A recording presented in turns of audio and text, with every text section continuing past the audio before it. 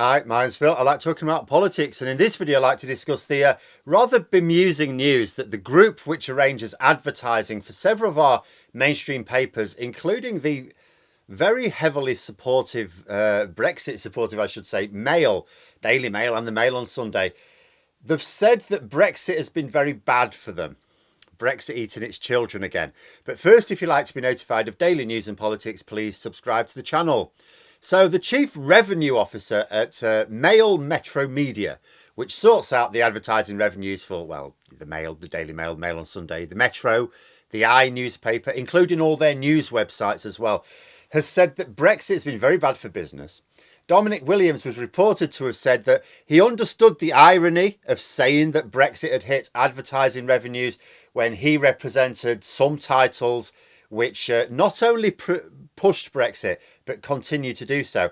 And although the Mail does make a profit, that profit has been falling in recent years. So outlets like the Mail, I mean, they don't make money from just selling their newspapers. They need the advertising revenue. If their advertising continues to be hit, they could easily find themselves in the same position as the Sun, really, only in existence to push the propaganda of the owner, but coming at a financial loss. And although this news caught my eye, I have to say it comes as no surprise, because as a YouTuber, I receive most of my income from advertising revenues. So I can see when the rates are good and when they're not so good. I also like data analysis, so I have spreadsheets tracking lots of metrics for my channel, including advertising revenue.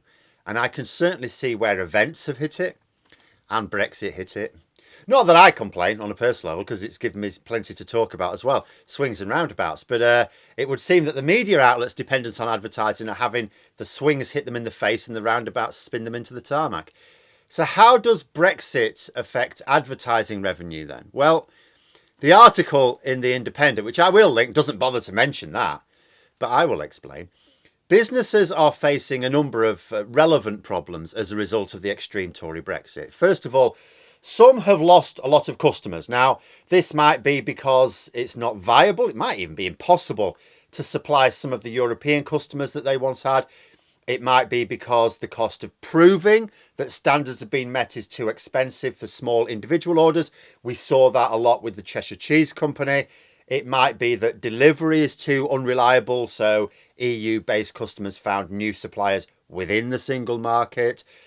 It might just be the high inflation, which also has its roots in COVID and the war in Ukraine, of course, meaning that customers have less money to spend. But if you reduce your effective pool of customers, then you're also going to scale down your advertising campaigns.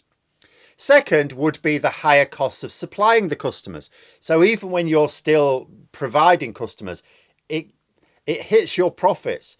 And this can take the form of customs or standards paperwork, the higher cost of transport, the much higher cost of energy, or the higher cost of imported materials and components. You know, the lower pound that came with Brexit means we have to pay more for imports than used to be the case in real terms. But at the same time, British businesses can't easily just jack up their prices to compensate for all of this. They can do so to compensate for the impacts of COVID or the war, ironically, because their competitors in Europe also have the same issues. So that they can sort of cover that because they're on a sort of level playing field with their competitors when it comes to the genuinely global issues. It's just Brexit. When it comes to the costs of Brexit, only businesses in Britain are affected. So if they raise their prices to try and compensate for that, they make themselves less competitive compared to single market businesses who don't have to pay those Brexit costs. So most British businesses have to take the hit themselves. That means they've got less money for things like advertising. And all this, it doesn't just have implications for the traditional mainstream media, but the new kids on the block as well. See, Talk TV and GB News, they're both struggling for advertising revenue. I mean, they're both struggling for views, let's be honest, but they're certainly struggling for advertising revenue. Now, we know that GB News face quite a lot of advertising boycotts from a number of companies due to the hateful nature of some of their content. And they do care about it. You know, yes, they were created as a propaganda channel for the super wealthy. And some people think, well, they're willing to spend a bit of money just to get their messages out. And to a certain extent, that's true. But they don't want to shell out loads of money. They want to try and cover their expenses. So they actually do, they rage whenever there's news of another advertiser pulling out, as they did recently for like a coffee company. They absolutely rage about it because they do need to try and get themselves onto an even keel. But it occurs to me that both Talk TV and GB News were set up at a time when maybe their business plan didn't take into account the way in which Brexit might hit advertising in general. So they may have planned for an advertising landscape more in line with that which existed up to and including 2019. They'd have been aware that COVID has affected it, of course, but they would have thought, well, we'll recover from that and then we'll get back up to where, traditional advertising revenue would be. Maybe they didn't show an awareness that Brexit would hit that advertising long term due to the extra costs on businesses and the reduction in disposable income of potential customers. So if they've created themselves like a 5-year plan, it could be in a spot of bother. A little bit like Rishi Sunak's 5 pledges. It could be that they, at the start of it, okay, well, this will happen, and we'll get through this. And now they're looking at it and going, ooh, yeah, the advertising revenue is not growing as we'd hoped. Brexit yet again eating its children.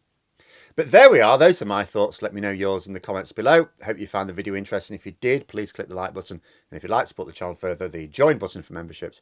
And until next time, I'll see you later.